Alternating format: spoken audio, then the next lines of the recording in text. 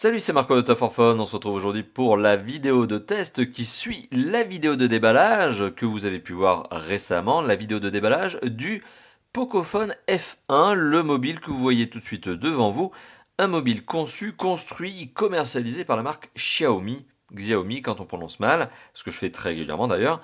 La marque Xiaomi donc qui commercialise le Pocophone F1, un mobile qui à la base est destiné au marché indien. Reste que malgré tout, et c'est une chance pour nous, on peut l'obtenir notamment en Europe et plus particulièrement en ce qui me concerne en France.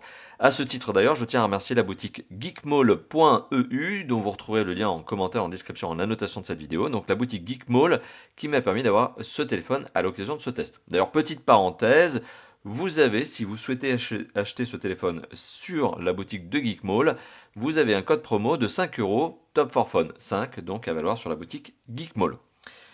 Ce téléphone, le Pocophone F1, c'est un mobile qui est commercialisé aux alentours de 300€ dans la version que je vous présente tout de suite, 6 Go de RAM, 64 Go de ROM. C'est un mobile que je vais vous le dire tout de suite, je vais vous le dire, c'est un mobile excellent. C'est un excellent téléphone pour son prix, on est à la limite du haut de gamme. Alors on est à la limite du haut de gamme, non pas parce que en termes de performance il n'y arrive pas, au contraire, il y a un certain nombre de caractéristiques qui font que le téléphone est un haut de gamme. On n'est pas très loin, dans l'absolu, on n'est pas très loin d'un OnePlus 6, on n'est pas très loin de certains hauts de gamme Honor, on n'est pas très loin de certains Huawei, ni de Samsung, etc. Donc on est vraiment dans la limite du haut de gamme. Certaines caractéristiques font même que on n'est pas loin du ultra haut de gamme.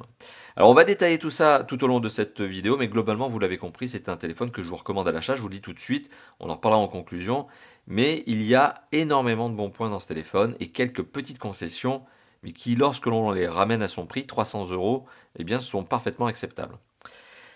La première partie de cette vidéo, eh bien, qu'est-ce qu'on va faire? On va regarder le téléphone, sachant que ce téléphone, je vous le dis tout de suite aussi, afin d'éviter de l'oublier, c'est un téléphone qui est commercialisé en 4 déclinaisons couleurs. Il y a 4 coloris pour ce téléphone. Ici, vous avez la version qui s'appelle la noire graphite. Le noir graphite qui teinte plutôt vers le gris, hein, si on regarde bien. Ce téléphone existe aussi en bleu acier, c'est son nom, en rouge Rosso et en Armored Edition. Armored Edition, c'est plutôt une version avec un dos en Kevlar, d'ailleurs, qui est un vrai Kevlar, hein, soi-disant. Kevlar Dupont, hein, pour ceux qui connaissent. Et bien donc il y a 4 déclinaisons, sachant que la version Kevlar, comme je viens de vous l'indiquer, c'est une version limitée, c'est une version qui est plus chère, c'est une version qui forcément ne cadre pas vraiment avec l'esprit du Pocophone tel que je l'entends, c'est un peu à part. Voilà, donc ce téléphone est décliné en 3 déclinaisons couleurs, plus une. C'est un téléphone qui présente relativement bien. On est sur un téléphone qui est très bien construit, très bien assemblé. La face avant, c'est une Corning Gorilla, donc traité anti-rayures, anti-casse dans une certaine mesure, sachant que, à date, je ne connais toujours pas la version précise de la Corning Gorilla dont est équipé ce téléphone. Est-ce que c'est une 4, est-ce que c'est une 5, une 6? Moi, j'en sais rien, strictement rien, c'est peut-être même une 3. On n'en sait pas beaucoup plus. Ce téléphone possède un dos qui a un effet métal. Il y a un look qui est vraiment bien travaillé, sauf que le dos effet métal, eh bien ça n'en est pas, c'est du plastique. Mais c'est un choix qui est parfaitement assumé par la marque Xiaomi qui indique que c'est pour des raisons de coût justement que ce mobile a été construit avec une carrosserie en plastique, même si le châssis reste relativement rigide. Donc c'est quand même un bon point. On a beau avoir une construction plastique, look métal, ce qui est quand même pas mauvais, hein. Vraiment le téléphone présente bien. Le téléphone reste malgré tout rigide.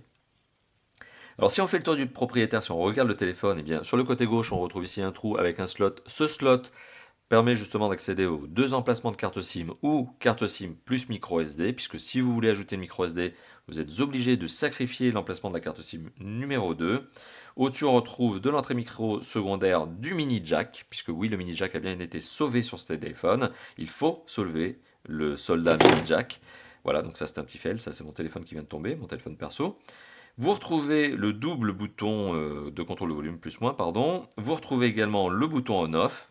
En dessous du mobile, vous retrouvez 2 grilles, grille du micro principal, grille du haut-parleur, un connecteur USB-C, 2 vis qui sont là justement pour permettre de visser la carrosserie, de la retirer et de la remettre quand nécessaire. Donc c'est une opération de SAV, hein, clairement. Je vous déconseille d'ouvrir ce téléphone, vous risquez de l'abîmer. Sauf si besoin de changement de batterie, etc. Mais on y reviendra. Au dos du téléphone, on retrouve un double capteur photo dorsal sur lequel on reviendra bien sûr, ainsi que son capteur d'empreinte digitale, double flash LED dual tone. Le marquage Pocophone pour vous rappeler que oui, vous avez bien acheté un Pocophone. et de la norme de certification. Alors Pocophone, c'est une marque qui, comme ça fait pas très sexy. Il faut quand même reconnaître que le nom Pocophone, ça fait plutôt low cost hein, en général, ce type de nom. Reste que le téléphone est quand même très bien spéqué et qu'au final, quand on regarde le look, bon bah voilà, le nom est peut-être pas extrêmement séduisant, mais le téléphone, lui, pour le coup, il l'est. C'est un téléphone qui se prend relativement bien en main, sachant qu'il a quand même des dimensions qui sont relativement généreuses, puisqu'on est sur un téléphone qui fait 15,5 cm de long, 7,5 cm de large et 0,9 cm d'épaisseur. Le tout pour un poids d'ailleurs qui pour le coup est aussi dans la bonne norme, 182 grammes. Alors relativement raisonnable en termes de dimension certes, mais pour taper un SMS, cherchez pas, il faut les deux mains, vous n'y arriverez pas sans vos deux mains, à moins de faire quelques petits tricks au niveau de la dimension de l'écran. Je ne vais pas m'attarder sur cet aspect-là, mais voilà, pour taper un SMS, vaut mieux utiliser ses deux mains. Puis de toute façon, quand on arrive à des diagonales de téléphone d'écran, hein, comme celle que l'on a ici, vaut mieux utiliser ses deux mains. Alors, je viens de vous parler de la diagonale très rapidement, mais je ne vous l'ai pas donné en termes de chiffres. Alors là, on va rentrer dans les chiffres. Comme d'habitude chez Top 4 Phone, vous le savez, j'aime bien rentrer dans les détails. Comme ça, vous avez tout ce qu'il vous faut pour faire votre propre choix, hein. Moi, je vous donne tous les éléments. Comme ça, vous avez tout ce qu'il vous faut. Et moi, je vous donne un sentiment, mais après, vous avez aussi eh bien la possibilité de vous faire aussi, hein, vous l'avez compris, votre propre opinion. Alors, le téléphone est doté d'un écran de 6,18 pouces. C'est assez original comme diagonale, donc 6,18 pouces. C'est quand même une belle diagonale, hein, bien bien grande. Effet cinéma garanti, mais je vais y revenir d'ici quelques instants. Ce téléphone est doté d'un écran qui est au format 18.7 neuvième. Ça aussi c'est original, c'est-à-dire qu'on est au-dessus du 16 neuvième, on est au-dessus du 18 neuvième et on est presque en dessous du 19 neuvième. On est à 18.7. Donc on est vraiment sur un format d'écran particulier. Reste que quand on regarde une image, bon, il n'y a pas de contrainte particulière si ce n'est celle du notch, mais je vais y revenir d'ici quelques instants. D'ailleurs qui n'est pas vraiment une contrainte. Ce téléphone dispose d'un écran donc très confortable, d'une belle diagonale, très sympathique au niveau de son image. 82% de la face avant est occupée par l'écran. Qu'est-ce que ça veut dire ça? Eh bien ça veut dire que quand on allume l'image, quand on allume l'écran, quand on a l'image, eh bien les bordures ne représentent finalement plus que 18% de la face avant. Alors, c'est dans les bons standards. C'est pas un téléphone qui est sans bordure, no bordure, borderless. C'est un téléphone qui a des bordures, mais elles sont optimisées. Finalement, ce qui prend de la place, c'est le menton et c'est le notch, donc la fameuse encoche, que je trouve quand même relativement généreuse en termes de dimension. Mais vous pouvez la cacher, notamment par les paramètres du téléphone, et lorsque vous lancez des vidéos, par exemple, ou lorsque vous lancez un jeu vidéo, eh bien, vous pouvez aussi profiter d'une image où le noir entoure ce notch, justement où il n'y a pas de pixels allumés, et vous retrouvez avec un écran qui, on va dire, est un peu plus au format classique. C'est un téléphone qui dispose d'une bonne luminosité, enfin en tout cas, d'une luminosité correcte. Qu'est-ce que c'est que la luminosité? Vous le savez, vous réglez la luminosité, soit en automatique, soit en manuel. Plus elle est élevée, l'avantage, c'est que plus elle est élevée, elle est plus forcément quand vous avez la lumière du soleil extérieur, par exemple, forte lumière, hein, imaginez-vous dans cette situation, plus la luminosité du téléphone est élevée, plus vous contrebalancez la lumière extérieure et mieux bien vous lisez ce qu'il y a sur l'écran. Eh bien, cette luminosité sur ce téléphone, elle va jusqu'à, mesurée par mes soins, 420-430 nits. Sachant que le constructeur, lui, indique 500. Alors pour le coup, donc je ne trouve pas la même valeur que le constructeur, ça ne veut pas dire que c'est un menteur, mais ça veut dire que peut-être le téléphone que j'ai obtenu en test, eh bien, n'avait pas l'écran aussi bon que certains autres qui sont commercialisés par Xiaomi. Donc pour le coup, une luminosité qui reste correcte, qui n'est pas bluffante, hein. On est dans les, on va dire dans les standards du moyenne gamme. Et c'est là où justement on sent qu'il y a eu un petit sacrifice au niveau de justement cette conception de smartphone, c'est qu'il y a beaucoup de bons points. L'écran est un bon point, clairement, c'est une belle image, c'est un bel écran, c'est un bon effet cinéma que l'on a. Mais la luminosité, bon, eh bien c'est la technologie IPS qui est utilisée. La marque sans doute de l'écran, eh bien font qu'on a une luminosité qui est un petit peu en dessous de ce que l'on aurait pu aimer. En tout cas, clairement en dessous de ce que l'on peut retrouver chez les concurrents, mais qui valent pour le coup 500 ou 600 euros. Voilà, donc c'est un des points de concession qui n'en est pas vraiment un à mon avis, mais pour certains, ça peut potentiellement être un point justement de distinction, un point qui va influencer le choix. Donc je vous ai parlé de l'image, le ratio de contraste aussi pour un IPS, eh ben, il est bon, hein, c'est 1500 pour 1, on n'est pas au niveau de la MOLED avec un très bon écran, avec des très bons contrastes, mais on est sur un écran qui reste quand même correct à ce niveau-là aussi.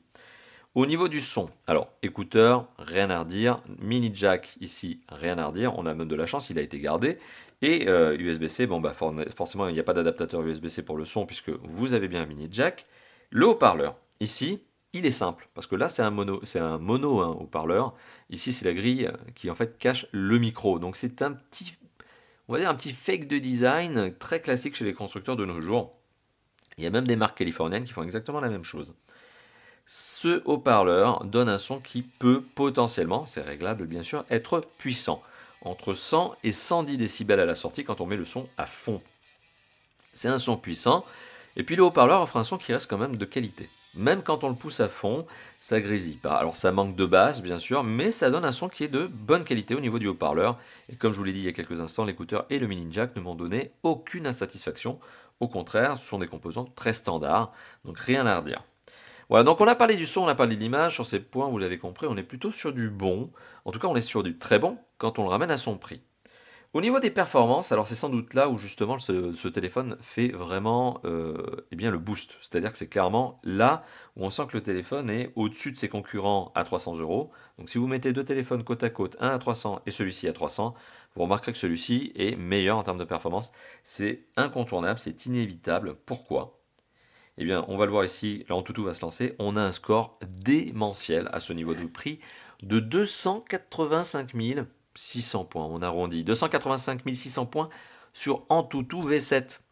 C'est colossal pour un téléphone vendu à 300 euros et c'est lié notamment à des composants. Et c'est là où on sent que Xiaomi justement a mis le paquet parce qu'on retrouve un Qualcomm Snapdragon 845 qui est le plus haut de gamme des processeurs du moment, c'est le plus performant.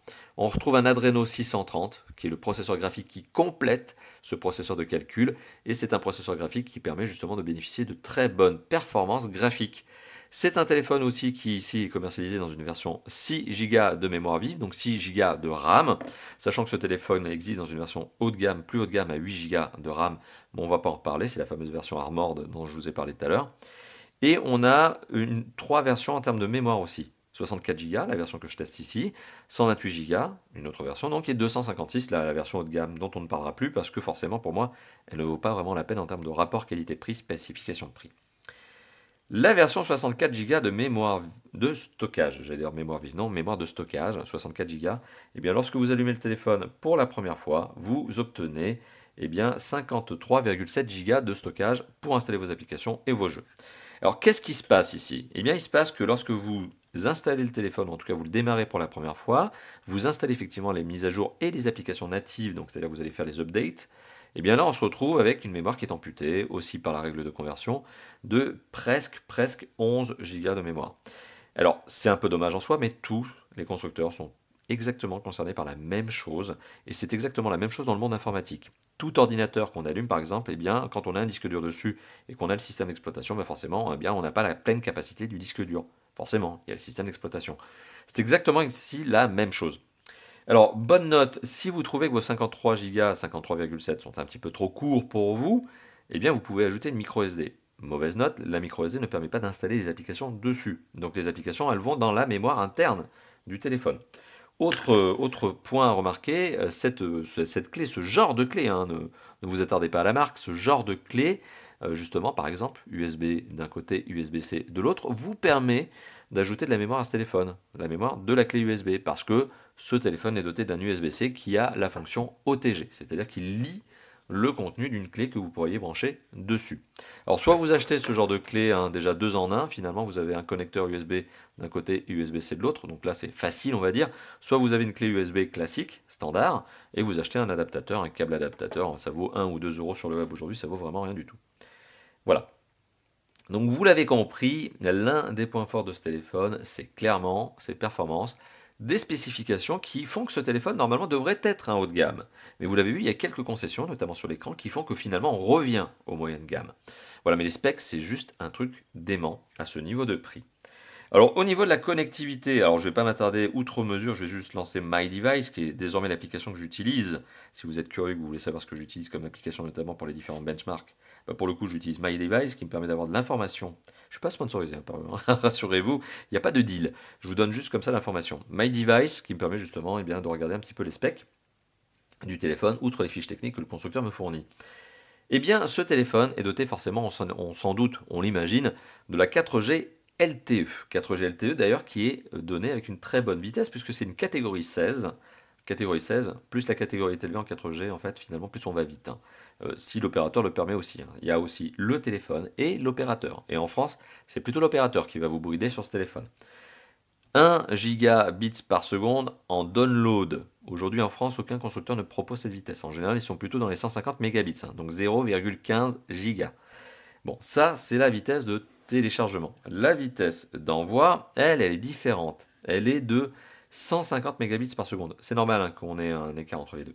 150 mégabits par seconde, c'est en gros ce que vous propose au maximum et dans la meilleure des situations l'opérateur en France. Voilà, donc vous êtes au taquet du taquet. Sachant que ce téléphone exploite les fréquences B1, B3, B7, B20, donc on a toutes les fréquences nécessaires pour la France, sauf la B28 qui est encore très peu utilisée en France, très peu déployée, sachant qu'il y a même des grandes marques aujourd'hui, encore une fois de plus la marque californienne, ne propose pas de B28. Donc finalement, comme quoi, même chez des ultra haut de gamme à 1000 euros, eh bien, on a toujours cette fréquence qui est manquante. Voilà, donc on ne l'a pas sur ce téléphone. On a aussi de la 3G+, au cas où forcément dans la zone où vous vous trouviez, il n'y a pas de 4G. Alors, j'ai certains, je vous le dis tout de suite, certains de mes confrères, amis avec lesquels je discute notamment eh bien, des différents tests que l'on fait et puis des téléphones que l'on teste, eh bien, m'ont indiqué peut-être des problèmes de connexion au niveau de la 3G, 4G, un petit peu de manque de sensibilité, on va dire, de la part du téléphone. Ce qui est assez étonnant parce que de mon côté, je n'ai absolument rien remarqué de tel. Et puis, Alex, je le rappelle, qui est aussi testeur chez Top 4 Phone et qui a aussi testé le Pocophone, et je vous engage aussi à regarder son test, hein, à lire l'article qui est sur le site, eh bien, Alex n'a pas noté également de problème de sensibilité au niveau des accroches. Bon, comme quoi finalement, ça dépend vraiment du testeur et des conditions dans lesquelles il teste, mais pour ma part et pour la part d'Alex, eh bien on n'a rien noté de cette manière, de ce côté-là, ça se passe bien. Voilà, c'est un téléphone qui semble avoir une très bonne accroche, on n'a rien à dire dessus. Alors, au niveau des autres connectivités, qu'est-ce que l'on remarquera? Eh bien, on a, je vous l'ai indiqué tout à l'heure, un double emplacement pour carte SIM. Sur le côté gauche du mobile, vous retirez le slot et vous avez carte SIM nano plus carte SIM nano. Sauf que si vous voulez mettre une micro SD, eh bien vous êtes obligé de mettre carte SIM nano et micro SD. Vous sacrifiez le port de la carte SIM numéro 2. Alors pour les formats, vous le savez, il y a un article informatif, hein, sur le site de Top 4 Phone qui vous dit quels sont les formats. Ici, nano, rappelez-vous, c'est le plus petit des formats de carte SIM. Au-dessus, il y a micro, au-dessus, il y a mini, qu'on voit de moins en moins d'ailleurs désormais en France. Voilà, donc c'est les trois formats à l'heure actuelle que l'on a de carte SIM. Il y en avait un quatrième, mais que l'on ne voit plus du tout. Et la fameuse eSIM que l'on ne voit toujours pas vraiment utilisée en France. Alors ce téléphone, il est aussi doté de tout un tas d'autres connectivités. Forcément. Forcément. Et alors on a quoi? Alors on a du Wi-Fi, A, B, G, N, AC, donc ça veut dire qu'on a toutes les fréquences, toutes les normes de Wi-Fi qui sont exploitées ici. Et AC, je le rappelle, c'est la plus rapide, la plus puissante. C'est celle qui va vous permettre d'être au max, notamment si vous avez une box ADSL, pardon, une box fibre. Si vous avez une box fibre qui va dans le 1 giga et qui est aussi normée AC, eh bien vous allez pouvoir utiliser la pleine puissance de votre box Internet. Voilà, donc c'est un très bon point de ce téléphone, c'est la connectivité Wi-Fi. On a aussi une connectivité Bluetooth qui elle aussi est bonne puisqu'on est en 5.0, donc bonne norme. On a aussi du AGPS, donc le réseau de satellites américain est utilisé par ce téléphone pour naviguer, hein, c'est la navigation GPS, AGPS.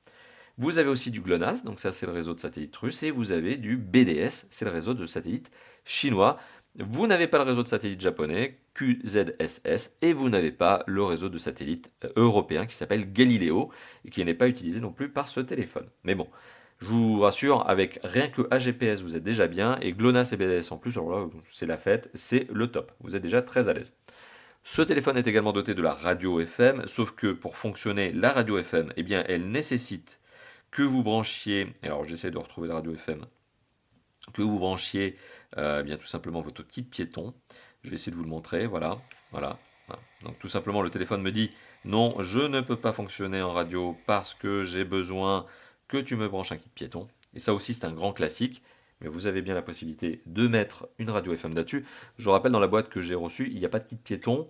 Normalement, vous devriez recevoir un kit piéton si vous utilisez un téléphone, en tout cas si vous achetez un téléphone, on va dire commercialisé pour la France, puisque le kit piéton est aujourd'hui eh bien, obligatoire lorsqu'on commercialise un téléphone en France, et plus largement en Europe d'ailleurs.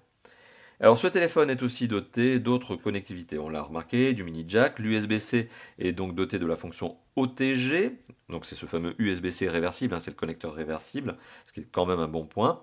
Le téléphone ne dispose pas, et c'est dommage, et c'est probablement un des points faibles désormais, du NFC. Alors le NFC, c'est une norme qui a mis énormément de temps à être exploité en France, en Europe, dans le monde. C'est une norme que l'on connaît déjà depuis plus de 3 ans, que l'on voit déjà utilisée par certains smartphones depuis plus de 3 ans. Reste que malgré tout, depuis peu, ça fait vraiment peu de temps, la norme NFC commence à être exploitée à son vrai potentiel. C'est-à-dire que ça vous sert notamment pour faire du paiement sans contact si vous avez une banque qui a une application et qui est compatible et que votre compte bancaire et votre offre vous permet de faire ça. C'est aussi une connectique, on va dire, une connectivité qui vous permet par exemple de naviguer avec des titres de transport virtuels, c'est-à-dire dans le téléphone. Par exemple, votre passe Navigo, eh bien, on peut très bien imaginer que vous l'ayez en dématérialisé et que vous l'utilisiez notamment via le téléphone en NFC. Voilà, c'est ce genre de choses. Et la connectivité NFC commence à devenir de plus en plus utilisée, pas par tout le monde, peut-être pas vous qui êtes en train de regarder cette vidéo, mais elle commence à être de plus en plus répandue, en tout cas dans les usages. C'est quand même un bon point. À un moment donné, il fallait vraiment qu'elle serve à quelque chose. Eh bien, c'est le cas. Sauf que ce téléphone n'en dispose pas. Est-ce que finalement, dans les 1, 2 ans ou 3 ans, justement, d'usage que vous aurez de ce téléphone, est-ce que ça ne va pas vous manquer? À vous de voir. Mais c'est vrai que certains utilisateurs pourraient être un peu embêtés. Alors voilà, on a parlé de quand même pas mal de normes de connectivité. Je vais juste faire un très rapide point. Oui, on a tout ce qu'il faut aussi pour faire de la réalité augmentée, de la réalité virtuelle. C'est un téléphone qui permet, grâce à du gyroscope, de la boussole, du magnéto, etc., magnéto Serge, à faire tout ce qu'il faut, donc dispose de tout ce qu'il faut pour faire de la réalité augmentée, réalité virtuelle. Là aussi, certains de mes confrères sont un petit peu taquins sur la densité de pixels de l'écran, en indiquant que 403 pixels par pouce, c'est la densité de pixels de cet écran, eh bien c'est un petit peu limite pour faire de la réalité virtuelle en collant le téléphone à ses yeux. Je suis pas d'accord parce que 300 c'est ce que l'on estime nécessaire pour ne pas les voir à l'œil nu. Alors c'est sûr que quand on les voit, les pixels collés à l'œil, quand on a le téléphone collé à l'œil, effectivement les pixels, bah là on a tendance à les voir un petit peu plus, mais 400, 403, c'est largement suffisant aujourd'hui pour avoir de la réalité virtuelle de bonne qualité. Donc, c'est-à-dire si vous avez un casque VR, que vous mettez le téléphone dans ce casque VR, une session de gaming de 15 minutes, 30 minutes, ça dépend si vous êtes lié au motion sickness, eh bien ça va très bien. Voilà, franchement, il n'y a pas besoin de plus, quoi. Ça marche très bien en réalité virtuelle. On va pas se plaindre non plus, hein. Donc, bon point aussi. Autre bon point, ce téléphone dispose de deux choses en termes de sécurité. Alors bien sûr, vous pouvez déverrouiller le téléphone avec un code PIN, vous pouvez le déverrouiller avec un schéma, ok. Vous pouvez aussi le déverrouiller avec le capteur d'empreinte digitale, franchement rapide, efficace et qui marche bien. Je mettrai probablement une incrustation pour vous permettre de voir la chose. C'est efficace. Autre bon point, ce téléphone a aussi depuis peu, puisqu'il y a une mise à jour, et bien ce téléphone a la fonction de reconnaissance faciale, reconnaissance de visage, grâce à son capteur photo frontal. Eh bien, ça marche aussi très bien. Alors, il faut quand même un peu de lumière parce que si vous êtes dans une pénombre, si vous n'avez pas de lumière, c'est mort, hein. Mais si vous êtes dans une pénombre, bon, c'est clair que le téléphone va galérer. Mais à partir du moment où vous êtes dans une pièce qui est suffisamment éclairée ou à l'extérieur avec du soleil, eh bien, ça marche très bien. Voilà. Donc, reconnaissance faciale par le biais de la caméra frontale qui marche très bien et qui a été implémentée il y a peu lors d'une récente mise à jour. Alors, mise à jour sur laquelle d'ailleurs je vais arriver, puisqu'on va parler d'ici peu du système d'exploitation. Alors, dernier point sur lequel j'ai envie de m'attarder, c'est le DAS du téléphone, c'est ce que l'on appelle le débit d'absorption spécifique, c'est l'acronyme. Donc le DAS, c'est ce qui permet de valoriser le téléphone en termes d'émission d'ondes. Plus le score est élevé, plus le téléphone a tendance à émettre des ondes quand on est en usage, que ce soit appel ou notamment Internet mobile. Ce téléphone a un score de 0,537 watts par kilo à la tête, c'est un bon score. On est donc en face d'un téléphone qui a un score tout à fait correct pour un mobile commercialisé en 2018, conçu en 2018 et de marque chinoise. Parce qu'il faut savoir que d'habitude les Chinois n'ont pas grand chose à faire du DAS, hein. En général, les DAS, la capacité d'émission d'onde du téléphone, c'est pas quelque chose qui les importe, hein, qui leur importe. Donc pour le coup, on a aussi un bon DAS. Alors si on parle du système d'exploitation, parce qu'il est temps d'arriver au système d'exploitation, on est sur un système, alors avec une ergonomie assez particulière. On est sur un mobile Xiaomi, on est sur un mobile qui a une surcouche. Alors j'appelle ça surcouche. Les puristes appellent ça des forks. Mais on est sur un mobile donc qui est surcouché par Xiaomi avec une surcouche qui s'appelle MIUI. M-I-U-I. Mi User Interface MIUI. C'est la version 10 d'ailleurs. Alors si je vais dans les paramètres du téléphone, parce que c'est ce que je voulais vous montrer, et que je vais notamment dans les à propos du téléphone, on remarquera bien que oui, ce téléphone a été d'ailleurs récemment mis à jour, et quand je dis récemment, c'est que je suis en train de faire cette vidéo en décembre 2018, et le téléphone a été mis à jour en novembre 2018. Il a été mis à jour avec une version qui s'appelle MIUI Global 10.1, donc c'est la dernière version de la surcouche, je sais que le terme n'est pas exact, mais de la surcouche Xiaomi, sachant que on est sur un système d'exploitation qui est passé de 8.1 Android à 9. Donc en gros, comment ça se passe? Le système d'exploitation de ce téléphone, c'est Android. Il était initialement 8.1, Oreo. Il a été mis à jour en 9.1, je crois, Pi, 9.0, pardon, Pi. Bon, ça c'est le système d'exploitation, qui est déjà très bon à la base. Un très très bon système d'exploitation, très mature. Google fait très bien son travail. Je le rappelle, Android, c'est Google. Et puis, Xiaomi a surcouché le système d'exploitation en mettant une ergonomie un peu particulière, un peu différente. Sauf que ce téléphone ayant été conçu notamment pour le marché indien et plus largement pour le marché international, parce que c'est un global version, eh bien ce téléphone a reçu un traitement supplémentaire qui fait que la surcouche Xiaomi, qui s'appelle MIUI, a été encore modifiée pour devenir MIUI pour Poco. Donc c'est-à-dire qu'on est sur une surcouche qui est vraiment spécifique à ce téléphone. Donc globalement, on a de l'ergonomie qui a été modifiée, mais avec on va dire un retour à la navigation très européenne, très occidentale, notamment avec ce chariot d'applications que vous avez vu par le bas en glissement. Alors, navigation très classique finalement pour nous, avec une ergonomie qui a été quand même un petit peu retravaillée, avec des paramètres du téléphone qui ont été retravaillés et complétés. On a tout un tas de choses qui ont été ajoutées, notamment au niveau des paramètres du téléphone. D'ailleurs, il y a eu un petit peu d'organisation différente par rapport à un Android stock, c'est-à-dire vraiment qui sort des usines Google, entre guillemets usines. Et on a quand même pas mal de choses. Il faut savoir par exemple que vous avez des fonctionnalités supplémentaires. Par exemple, vous pouvez créer un deuxième système d'exploitation. En gros, vous allez pouvoir créer deux espaces dans votre téléphone. Un espace, on va dire, public, que tout le monde peut connaître, utiliser. Et puis, vous allez créer un deuxième espace virtuel sur lequel vous allez pouvoir arriver, qui vous permet, par exemple, de sécuriser certaines applications ou d'avoir un deuxième univers. C'est par exemple utile lorsque vous avez des données personnelles que vous ne voulez pas voir facilement accessibles par votre entourage, sait-on jamais. Ou par exemple, c'est utile par exemple si vous avez un téléphone à l'usage professionnel et personnel, comme ça vous pouvez switcher d'un univers à l'autre. Voilà, c'est ce genre d'usage que vous allez pouvoir trouver ici. Et ça, c'est lié à la surcouche. Mais vous avez tout un tas de choses différentes aussi qui ont été ajoutées, notamment les boutons, les boutons, les raccourcis, vous pouvez les inverser, vous pouvez les éliminer, vous pouvez faire des gestes plutôt que d'avoir les trois boutons en bas. Ça, c'est de l'ergonomie qui a été retravaillée par Xiaomi. Alors, vous avez plein d'autres choses, vous avez des fonds d'écran pour le design, etc. Les icônes ont été retravaillées. Vous avez la possibilité de télécharger des fonds d'écran supplémentaires, vous avez la possibilité de télécharger des packs d'icônes supplémentaires, et vous avez en natif tout un tas d'applications qui ont été installées. Alors, ce qui est assez intéressant avec Xiaomi, c'est que sur ces mobiles, on a l'univers Google. C'est-à-dire qu'on a les applications Google. On a là tout ce qui est Google. Google, Gmail, Maps, Play Music, Play Films, etc. Photo, qui est la galerie photo. Ok, c'est du pur Google. On a le Play Store pour installer des applications supplémentaires. Et parallèlement à cela, vous avez des applications Xiaomi. Par exemple, le Google Chrome que vous retrouvez en bas, eh bien, il est en doublon d'une application qui s'appelle Navigateur, qui est un navigateur qui a été créé par Xiaomi. Le Playfilm que vous avez vu tout à l'heure, qui est un lecteur vidéo notamment, avec un store, eh bien, vous avez Mi Vidéo, qui est un autre lecteur vidéo. Alors moi, pour le coup, j'utilise VLC, pour tout vous dire. Là aussi, je ne suis pas sponsorisé, c'est une application gratuite, mais VLC, j'aime beaucoup cette application. Donc VLC en 3 lettres, que vous pouvez trouver sur le Play Store. C'est une très bonne application pour lire les vidéos parce qu'elle a plusieurs codecs, plusieurs formats supportés. Donc c'est un bon point. Pour en revenir à ça, on a aussi Note. Note, c'est quoi? Eh bien, c'est un doublon de Google Keep, le Google Note. Voilà, donc on a des applications Xiaomi qui sont en doublon de ce que propose Google à la base. Est-ce que c'est bien ou pas bien? Forcément, moi, je dirais que c'est un petit peu en doublon, vous l'avez compris, c'est un peu inutile. Moi, je préfère utiliser des applications Google de base que des applications, même si elles sont bonnes, proposées par Xiaomi, parce que je vois pas l'intérêt finalement. Mais il y a d'autres applications qui sont sympas, et notamment sécurité.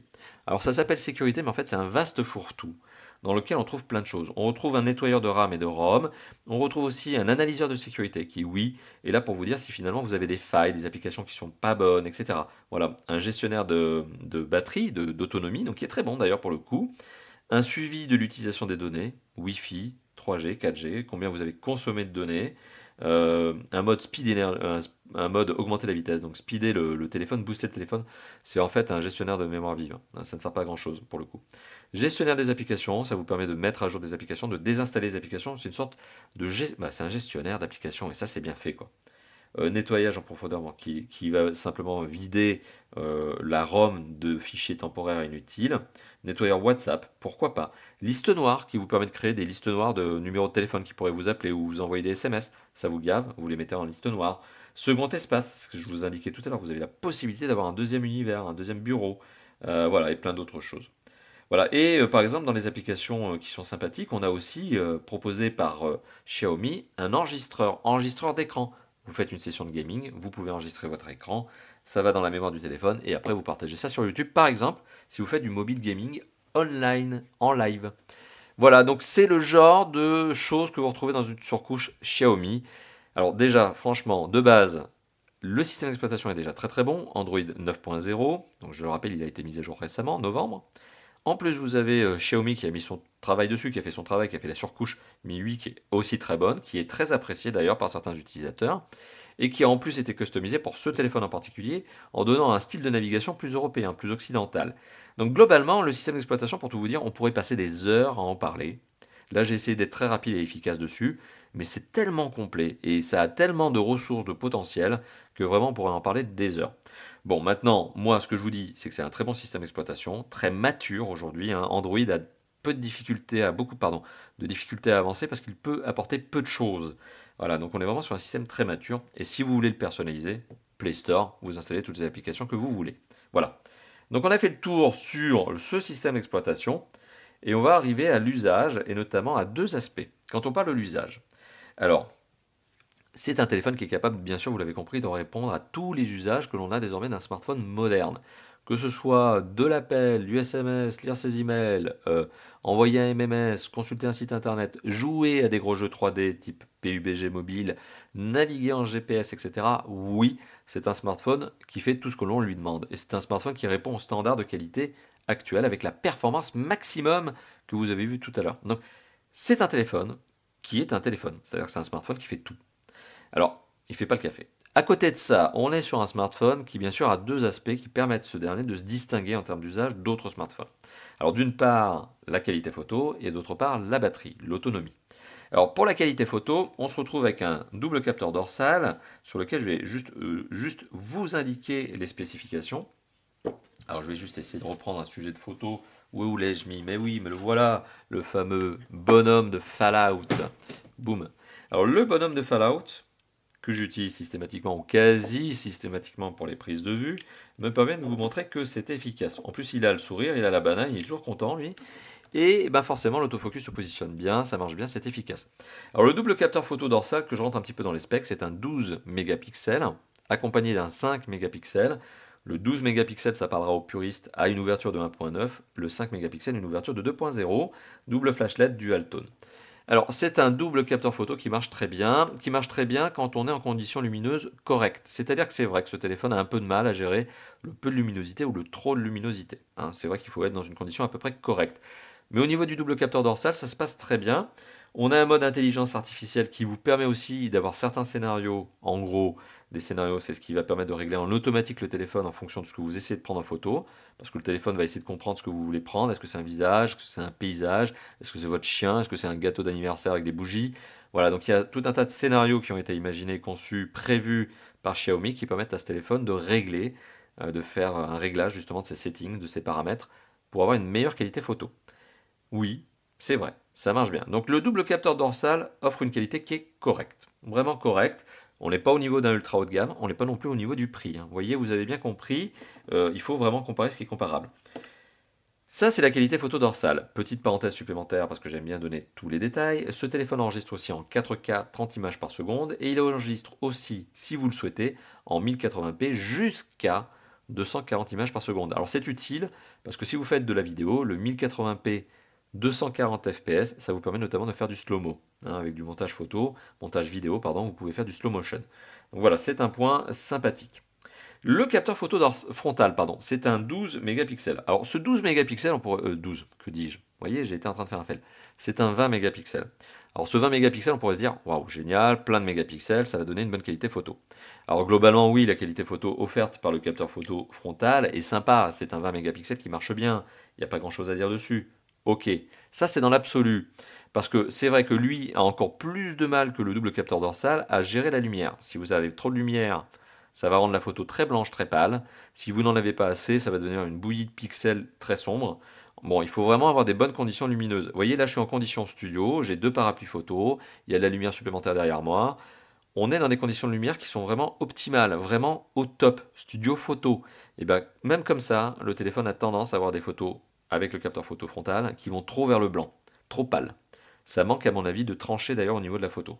Bon, ça c'est probablement l'optimisation logicielle. Je pense qu'avec une application photo spécifique qui vous permettrait de retravailler un petit peu la gestion du téléphone en automatique, ça pourrait être mieux. Enfin là pour le coup, comme je suis sur les paramètres par défaut du téléphone, je vous donne mon sentiment, la qualité photo frontale c'est moyen. D'ailleurs j'aurais probablement mis des échantillons photos qui vous permettront de vous faire votre propre avis, votre propre opinion. On a parlé de la qualité photo, maintenant on va parler de l'autonomie de ce téléphone. C'est un téléphone qui a une bonne autonomie, comme globalement j'ai envie de dire tous les téléphones Xiaomi. C'est vrai que là-dessus, en général, avec Xiaomi, on n'est pas déçu. Et ici, on a une batterie de 4000 mAh, ce qui est déjà très bien, ce qui est déjà au-dessus de ce que l'on appellera le standard, puisque généralement, on est plutôt entre 3000 et 3200. 4000 mAh, donc on a une batterie qui a une plus grande capacité, qui est non extractible, vous ne pouvez pas l'enlever, la remplacer vous-même, je vous l'ai dit, il faut dévisser. Bon, c'est pas donné à tout le monde de le faire, même moi je le fais pas, parce que je sais que je suis très maladroit. Quand je démonte un téléphone, j'ai plutôt tendance à faire un carnage qu'à pouvoir le réparer correctement, en général. Bon, après, quand je m'y prends un peu mieux, ça marche, mais c'est une catastrophe. Voilà. Donc on ne démonte pas un téléphone quand on n'est pas professionnel, ou alors on prend des risques. Ce téléphone a donc une batterie non extractible de 4000 mAh, soit très bonne capacité de batterie, recharge rapide en plus, Quick Charge 3.0, ce qui fait que le téléphone passe de 0 à 100% de batterie en un peu moins de 2 heures, donc on est vraiment sur une recharge rapide, et en plus il a une bonne consommation énergétique. Une heure de vidéo, c'est 12% de batterie consommée, ce qui fait que le téléphone arrive très facilement à dépasser les 1 jour avant d'être rechargé, à moins que, et c'est là où vous allez comprendre le truc, à moins que vous ne soyez tout le temps en train de jouer dessus à des gros jeux 3D. Parce que ce téléphone, s'il a une bonne autonomie, c'est en raison de la taille de sa batterie, en raison des scénarios de consommation énergétique qui ont été préparés par Xiaomi, du mode économie d'énergie, et aussi en raison du processeur et du processeur graphique. Le processeur, c'est un processeur 8 cœurs, c'est un Snapdragon, donc 845, 8 cœurs, qui ne sont pas cadencés à la même vitesse, il y en a 4 d'une certaine vitesse, 2.8, et 4 d'une autre vitesse, 1.8. Ce qui fait qu'en fait, le téléphone ne fonctionne pas toujours à plein régime. Il ne fonctionne à plein régime que quand vous le sollicitez. Et notamment le jeu 3D, ça le sollicite. Donc si vous avez un usage qui est plutôt modéré en termes de gros jeux 3D, que vous avez une demi-heure de jeu par exemple par jour, ça se passe très bien. Mais si vous le poussez dans ses retranchements en lui demandant de toujours faire du gros jeu 3D, sachant qu'en plus, quand vous faites du gros jeu 3D sur ce téléphone, et bien par exemple pour PUBG Mobile, vous allez le mettre en settings graphiques maximum, ça vous allez être dans la meilleure qualité graphique, donc il va vraiment balancer tout ce qu'il peut, et bien forcément ça va consommer de l'autonomie. Voilà. Et c'est à ce moment-là que eh bien, vous allez voir la batterie bien se vider plus rapidement. C'est le gros jeu 3D qui va consommer la batterie de ce téléphone parce qu'il est prévu en fait pour faire du jeu 3D. C'est assez bête de dire ça comme ça, mais il est prévu pour ça et d'ailleurs il va vous donner envie d'y jouer. C'est un téléphone qui est presque un téléphone de gamer.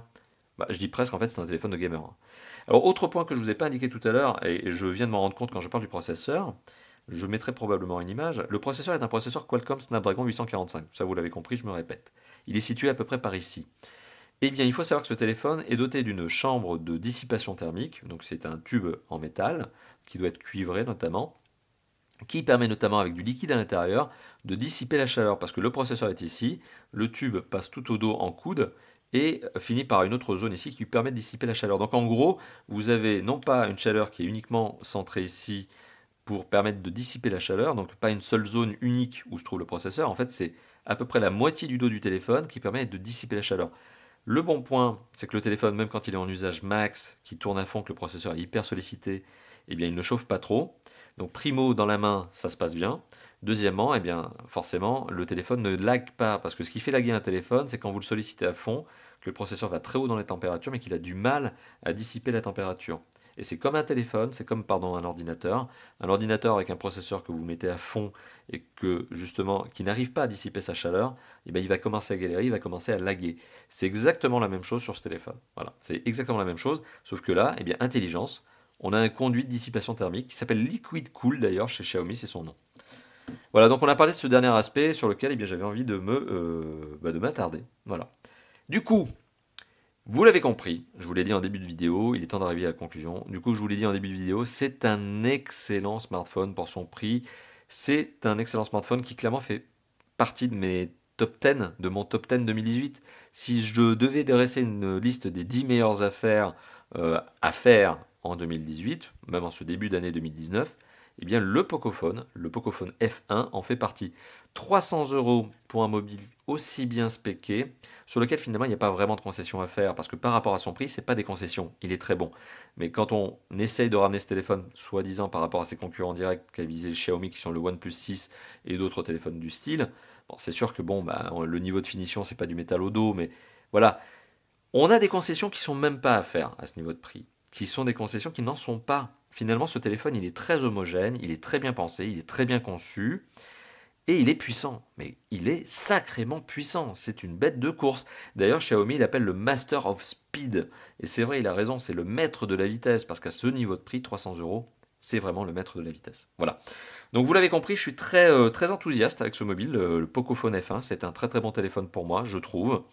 Merci d'avoir vu cette vidéo. N'hésitez pas d'ailleurs, si cette vidéo eh bien, vous a plu, n'hésitez pas à liker, hein, lâchez le petit pouce bleu, hein, c'est par ici que ça se trouve, hein, juste en dessous de la vidéo. N'hésitez pas aussi, faites-moi plaisir à commenter la vidéo.